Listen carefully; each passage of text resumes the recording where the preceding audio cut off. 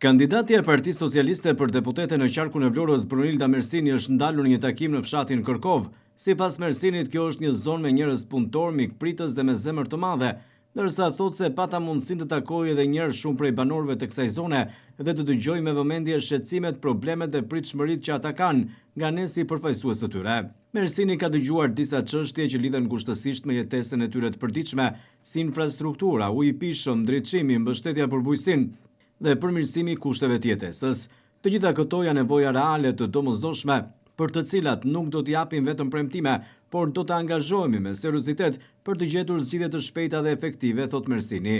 Kandidatja e Partisë Socialiste për deputete thekson se beson se përmes dialogut të hapur dhe bashkëpunimit të ngushtë me komunitetin mund të arrijë më shumë, dhe jo vetëm për Kërkovën, por për të gjithë Vlorën. Sepse kur jemi bashkë dhe punojmë për të njëjtin qëllim, mund të ndërtojmë një të ardhme më të mirë për të gjithë, thot Mersini.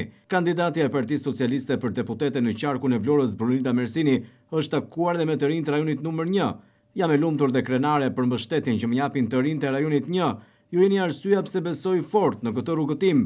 Energjia, mendimet dhe ëndrat tuaja janë motivimi im, thot ndër të tjera Mersini. Me zë. Jemi në Vlorën e bukur, në Vlorën e mrekullueshme, në Vlorën e historisë, në Vlorën që jep fitore në Partisë Socialiste, me grupin e të rinjve të rajonit 1 që janë më të mirë,